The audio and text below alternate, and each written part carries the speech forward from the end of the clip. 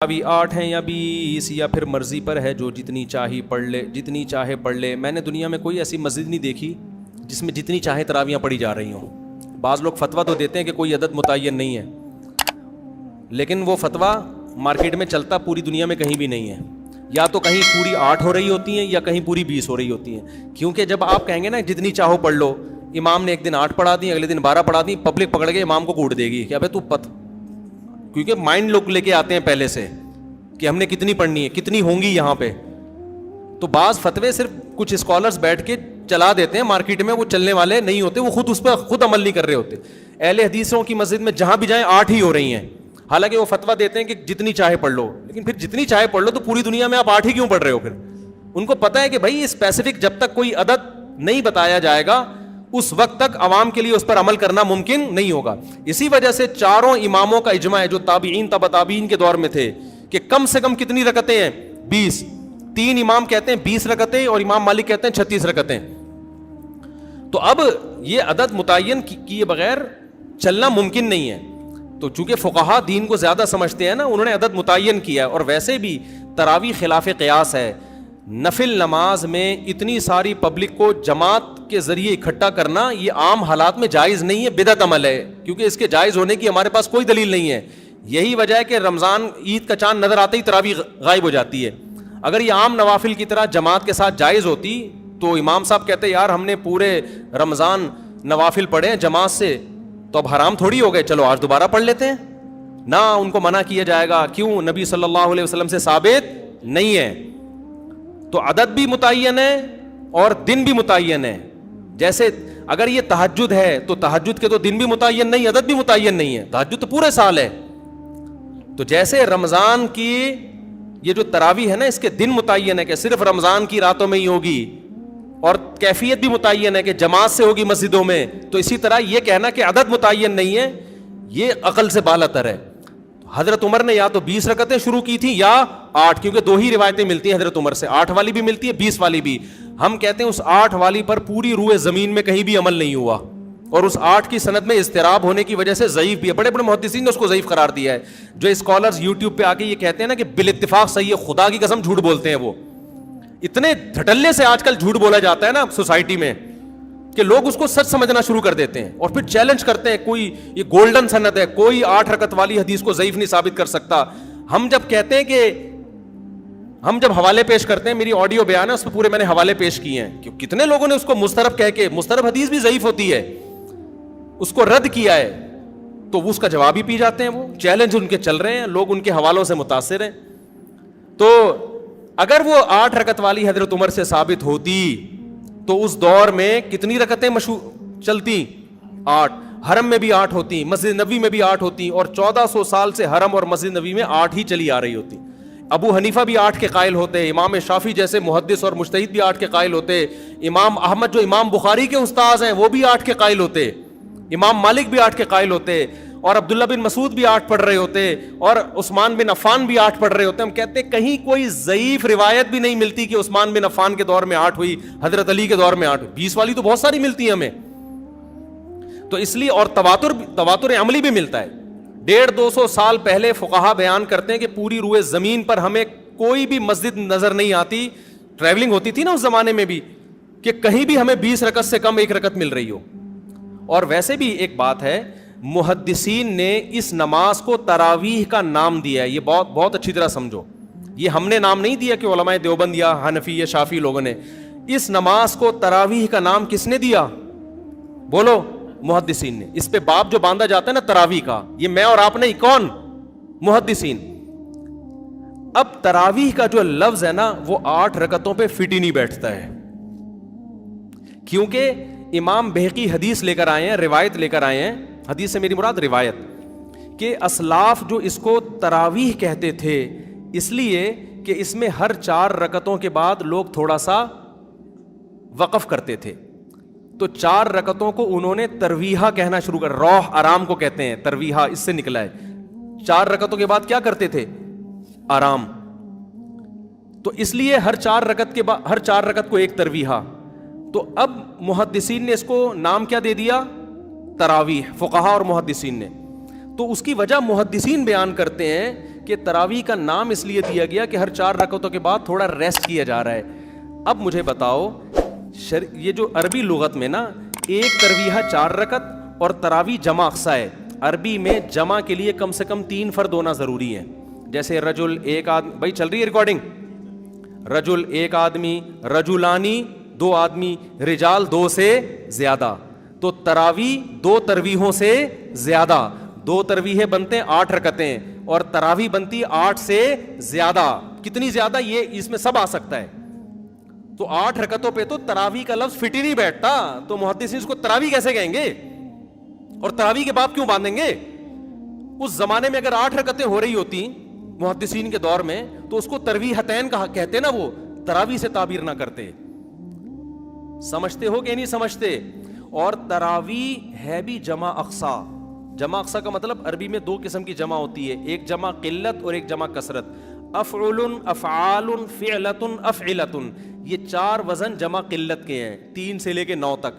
اور جمع اقصا کہتے ہیں جیسے مساجد, یہ جمع اقصا ہے, بہت ساری مسجدیں اور بہت سارے اس سے ملتے جلتے الفاظ ہیں, مفاعل یا فعائل کے وزن پر. تو تراویح بھی یہ فعائل, تفاعل اس طرح کا وزن بنتا ہے. یعنی جمع اقصا کا مطلب ہوتا ہے جس میں جو فعائل کا وزن بن رہا ہو, فواعل کا وزن بن رہا ہو. اب یہ صرف کی باتیں نا ہر آدمی کو کھوپڑی میں نہیں آئیں گی. آج کل کے جو اسکالرز آ رہے ہیں ان کو تو ویسے ہی کھوپڑی میں نہیں آئیں گی, کیونکہ ان کو صرف نحو کا الف بے بھی نہیں پتا ہے, عربی گرامر جانتے ہی نہیں ہے, اردو کتابیں پڑھ پڑھ کے پھینک رہے ہوتے ہیں بیٹھ کے. تو تراویح ترویحہ کی جمع اقصا ہے, ترویحہ تفعیلہ اور تراویح تفاعیل. تو تفاعیل کا وزن جمع اقصا کا وزن ہے. یہ جمع کثرت پہ دلالت کرتا ہے.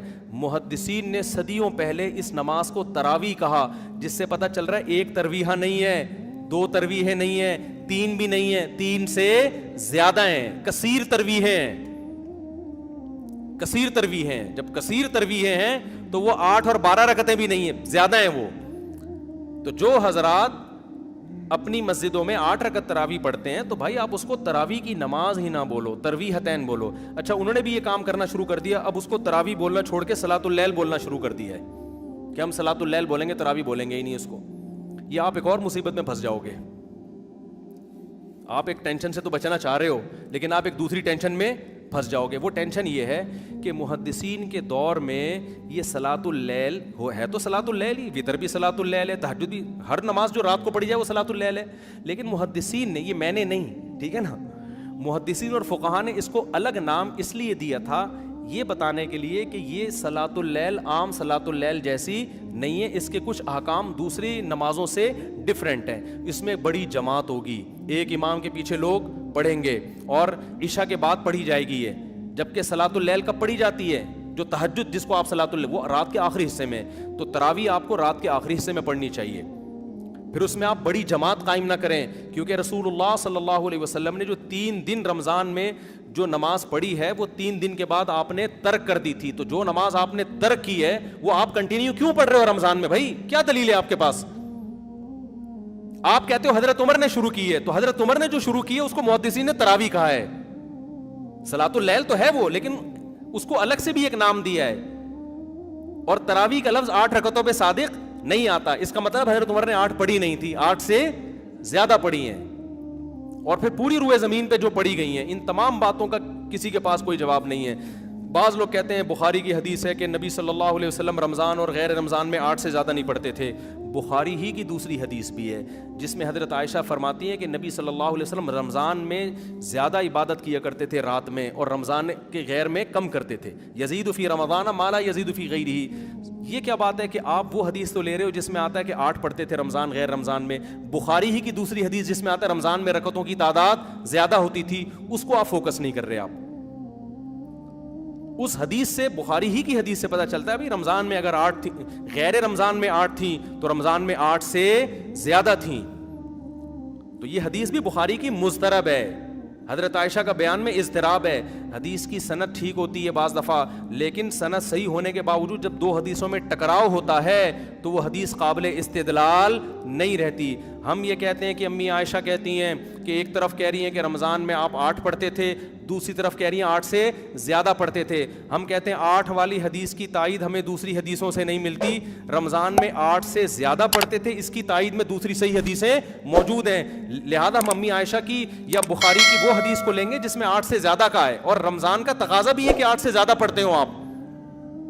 تو حرمین کا تواتر دیکھ لو صدیوں سے، پوری امت کا تواتر دیکھ لو، وہ سارا آپ نے ایک طرف رکھ دیا اور 8 کو پکڑ کے آپ بیٹھ گئے، جس پہ تراویح کا لفظ ہی فٹ نہیں بیٹھتا. اور آخری بات یہ، بعض لوگ کہتے ہیں امام احمد بن حنبل نے ترمذی میں نقل کیا ہے کہ تراویح کی کوئی تعداد متعین نہیں ہے. ترمذی میں امام احمد بن حنبل کا قول امام ترمذی نے نقل کیا ہے، لیکن یاد رکھو امام ترمذی کی جو اپنے شاگردوں کی کتابیں ہیں نا، جو فقہ میں ان کے شاگرد ہیں، اس میں امام احمد بن حنبل نے 20 رکعت کو ترجیح دی ہے.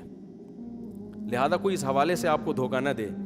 ترمذی کا حوالہ پیش کیا جاتا ہے کہ امام احمد کہتے ہیں اس بارے میں کچھ بھی منقول نہیں ہے، کوئی یعنی مختلف تعداد منقول ہے.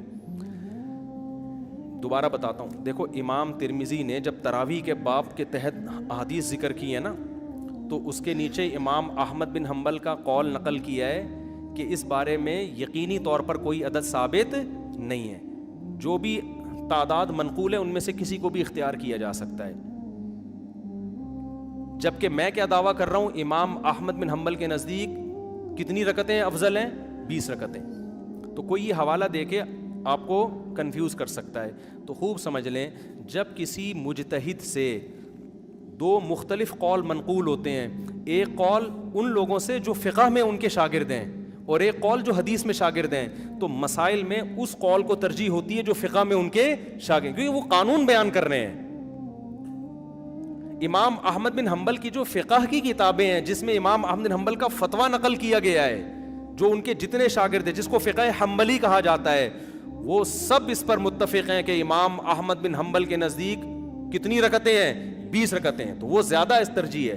دوسری بات یہ کہ امام ترمذی نے جو امام احمد بن حنبل کا قول نقل کیا کہ ان کی نظر میں کوئی تعداد متعین نہیں ہے، اس سے بھی 8 پھر بھی مراد نہیں ہے، کیونکہ امام ترمذی نے جو روایت پیش کی 16 رکعتوں والی، 20 رکعتوں والی اور 20 سے بھی زیادہ رکعتوں والی، تو وہ ان میں ترجیح دے رہے ہیں کہ یہ سب ثابت ہے. 8 کی امام ترمذی نے کوئی حدیث نقل کی نہیں ہے، تو 8 تو پھر بھی امام احمد بن حنبل کے 8 کا تو امام احمد بن حنبل تذکرہ ہی نہیں کر رہے ہیں. نہیں آ رہی بات میرا خیال ہے. تو یہ ایک خالصتاً علمی ٹاپک ہے. میرا اس پر ایک آڈیو بیان موجود ہے تراویح، پوری سندیں پڑھ کے میں نے اس کی تحقیق کی ہے. اور یہ بھی یاد رکھو، آج کل بعض اسکالرز گڑبڑ یہ کرتے ہیں، یہ بہت ہو رہا ہے یوٹیوب پہ، یہ منجن بہت بک رہا ہے. ایک حدیث ہوگی، بیان کرنے والا بھی صحابی ایک، اس سے بھی نقل کرنے والا ایک، وہ حدیث مختلف کتابوں میں ہے. تو پتہ ہے کیا کہتے ہیں؟ 6 حدیثیں اس بارے میں کتنی حدیثیں ہیں؟ ابے بھائی 6 حدیثیں نہیں ہیں، ایک حدیث ہے. اس حدیث کو مختلف محدثین نے لیا ہے. یہ منجن بڑا بک رہا ہے یوٹیوب پہ. پھر وہ حوالے دیتے ہیں، بخاری میں بھی حدیث نمبر فلاں فلاں فلاں، اس میں بھی یہ، مسلم میں حدیث نمبر فلاں فلاں فلاں، مشکات میں حدیث. حالانکہ مشکات میں تو حوالہ دینے کی ضرورت ہی نہیں ہے، کیونکہ مشکات تو بخاری سے لے رہی ہے. یہ منجن بک رہا ہے یوٹیوب پہ. اور بڑے مشہور اسکالر ہیں، میں نام نہیں لیتا، آج کل بہت سارے اسکالر یہ کام کر رہے ہیں.